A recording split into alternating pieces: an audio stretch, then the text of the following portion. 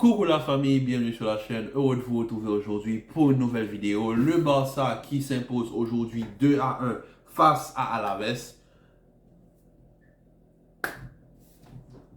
J'ai pas... Non. C'est compliqué. Au fait, le but est d'analyser le match. Mais déjà de base, Barça, ça commence à sortir un petit peu mauvais là. Ça sent pas bon. En 20 secondes, tu te fais punir par Alaves, une équipe de D2 qui jouait la D2 l'année dernière. Si le Deportivo Alaves avait un attaquant moindre, j'ai même pas dit un attaquant de haut niveau, mais un attaquant qui peut cadrer, le Barça à la mi-temps, ça prend 5-0. Est-ce que c'est normal que le Barça ait énormément de trous dans sa défense? Sachant que la défense a été l'atout principal du Barça l'année dernière pour l'acquisition du titre de la Liga. Qu'est-ce qui s'est passé? Qu'est-ce qui se passe dans ce groupe? Parce que ça, c'est pas possible que depuis le Classico, où vous faites 60 minutes, je dis bien 60 minutes de haut niveau, depuis là, c'est fini. Il n'y a plus de haut niveau au Barça. Le Barça se prend 30 minutes par le Real. Ils se font punir à la dernière seconde. Ils se sont fait marcher dessus par la Real Sociedad. Ils arrivent à trouver un but à la dernière seconde de Ronald Araujo. Face au Shakhtar Donetsk, il y a une rotation qui n'est pas logique. Manque de rythme. Le Shakhtar Donetsk aurait pu même gagner 2-3-0 vu qu'ils ont un but refusé pour un jeu. Et ensuite, tu viens face à Alaves, 20 secondes, boum, tu encaisses. Voilà, ça c'est très compliqué. C'est compliqué parce que, franchement, la victoire doublée de Lewandowski, ça va lui faire du bien. Lewandowski, il reprend un peu de couleur, mais Lewandowski aussi, en première mi-temps, il n'y a aucune action. Le gardien du Deportivo Alaves, il était tranquille. Il n'y a aucune action. Il n'aide pas dans le bon tempo, il ne fait pas les bons choix. Wow, Félix. Voilà. Mais frère, voilà, comment... Ok, tu vis. Non, on va faire une analyse parce que je pense que ce match a déjà été un supplice pour les fans du Barça. Donc on va pas en rajouter. Mais on va faire l'analyse. La défense, je vous dis, c'est catastrophique. Tu viens avec une défense Araujo sur le côté droit. D'accord, ça c'est déjà passé. Koundé et Inigo Martinez en central, si je ne me trompe pas. Et Cancelo à gauche. D'accord. Une défense à 4. Et depuis quelques temps, le Barça joue à 3. Mais bon, d'accord, passons. Un milieu de terrain, écoutez bien. Firmin Lopez, Gundogan et Pedri. Dans ces trois-là, c'est qui joue 6? C'est qui joue devant la défense? Gundogan? Est-ce que c'est pas Gundogan qui a perdu la balle pour le premier but en fin de seconde? Gundogan ne peut pas jouer devant la défense. À City, on va me dire, oui, mais à City joue devant la défense. Oui, mais accompagné de Rodri. Rodri qui lui est un 6 de formation. Gundogan jouait devant la défense pour organiser. Rodri se préoccupait seulement de récupérer et de faire la distribution à Gundogan et De Bruyne. Et peut-être même aux défenseurs centraux. Il doit y avoir ce numéro 6 pour pouvoir récupérer. Tu viens avec Gundogan qui est un 8. Pedri qui est un 8-10 et Fermin Lopez qui est un joueur offensif. Où est ta défense? Où est la stabilité au niveau du milieu de terrain? Où est la complémentarité des trois? Il n'y en a pas. Et tu montes ton numéro 6, le seul 6 que tu as dans ton collectif, Oriol Romeu, pour le petit bout de temps qu'il a eu dans ce match, je pense que tous les fans du Barça ont mis la deux mains sur la tête parce que la prestation était catastrophique. C'est pas normal que le Barça performe de cette manière depuis 3 matchs et que juste vous êtes satisfait des 3 points. D'accord. Moi, quand j'entends les fans du Barça sur les réseaux, par exemple TikTok, mais oui, le Barça, on est là, on lâche pas le Real. Mais vous ne voyez pas la qualité de jeu. Il n'y a aucun fond de jeu avec le Barça. Le Barça, je pense que, avec tout le respect que j'ai pour le Barça, et vous savez que je respecte le Barça sur ma chaîne, mais le Barça, c'est le Manchester United de la Liga. C'est-à-dire un entraîneur qui a un groupe. Bon, même si Ten Hag, le groupe, c'est divorce assuré, ça c'est fini, mais ils arrivent à tenir, on ne sait pas comment. Le Barça, soi-disant, il y aurait une certaine bonne ambiance. Aujourd'hui, bizarrement, Xavi vient nous expliquer que le groupe subit une pression qu'ils n'ont pas l'habitude de subir. Quelle pression, au fait? Ça sort d'où cette pression? Est-ce qu'il y a une pression médiatique? Est-ce qu'il y a des problèmes en interne? Est-ce que les joueurs ne s'entendent pas entre eux? Qu'est-ce qui se passe? Qu'est-ce qui se passe? Moi, j'aimerais qu'on m'apporte plus d'informations. Parce que le Barça, sur 90 minutes, fait 30 minutes au début de la deuxième période où ils arrivent à marquer. Mais suite à cela, c'est fini. C'est fini. Mais comme je vous dis, à la mi-temps, le Barça aurait pu prendre 5-0. 5-0.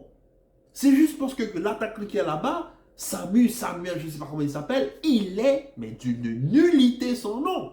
Non, mais j'ai pas peur de le dire. Le gars a des ballons où il arrive en 2 pas à prendre Koundé ou Inigo Martinez de vitesse. Il se retrouve plusieurs fois en 1 contre 1 face à Ter Stegen. Mais je vous assure, Ter Stegen, il aurait pu sortir, aller boire du café et revenir. Samuel aurait le but vide, il aurait tout envoyé jeter. Mais non, mais non. Si le Barça joue comme ça devant Porto, vous allez vous faire punir.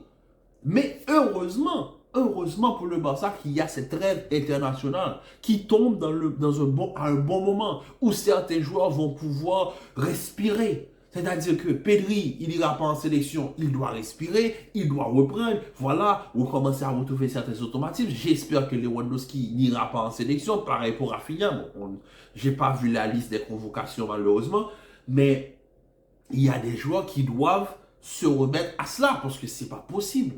Le Barça, de l'année dernière, défense solide, meilleure défense de la Liga, l'une des meilleures défenses d'Europe, c'est pas ce Barça-là qu'on a cette saison. Cette saison, défensivement par là, le Barça est prenable.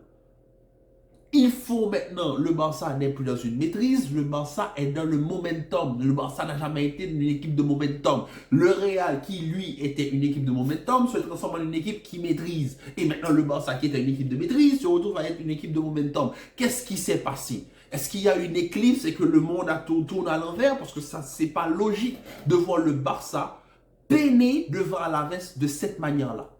Franchement, ça n'a aucun sens.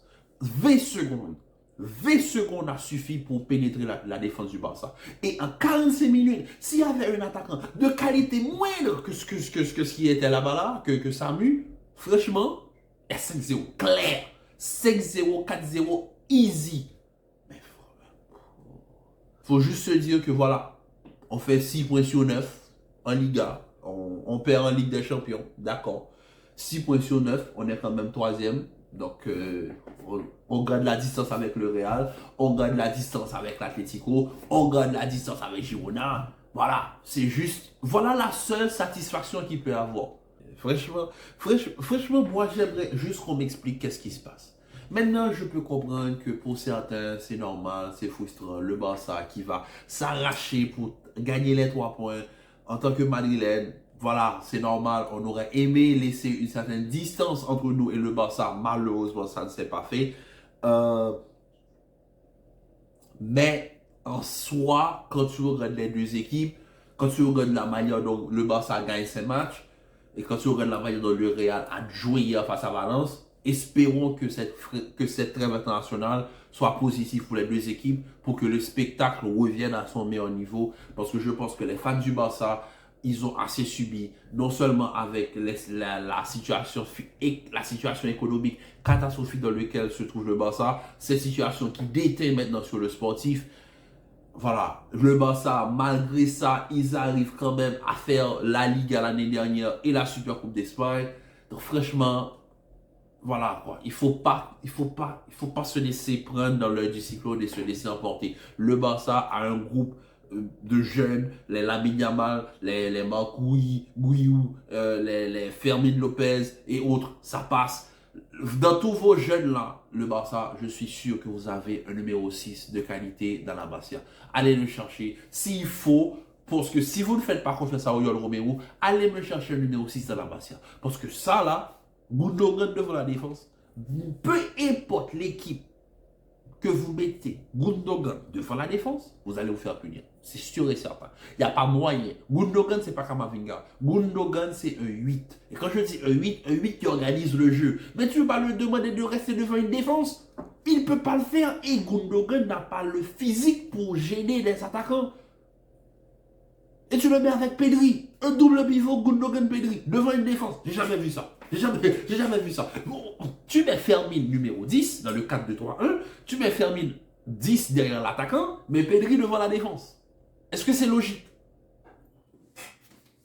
Et combien de ballons, il y a un ballon en première période, une action où Samu se retrouve un contre un face à Ter Stegen, c'est une passe de Pedri. Pedri ne peut pas jouer devant la défense. Pedri n'a pas les réflexes, le numéro 6. Il fait une passe en retrait, le ballon casse la ligne de la défense. Samu, je ne sais pas comment il s'appelle cet idiot, il part un contre un avec Ter Stegen, il rate, il le voit à l'extérieur. Vous avez de la chance. Vous avez de la chance. Franchement, Xavi, il est passé à ça. Mais vraiment à ça d'une catastrophe. Parce que perdre devant Alaves à 5-0, à la mi-temps, ce serait une catastrophe. Donc franchement, gérez-vous. En tout cas, sur ce, la famille, on se dit à très vite pour une nouvelle vidéo. Commentez, likez, partagez. Restez en paix, en santé. Et on vous dit à très vite pour une nouvelle vidéo. Peace.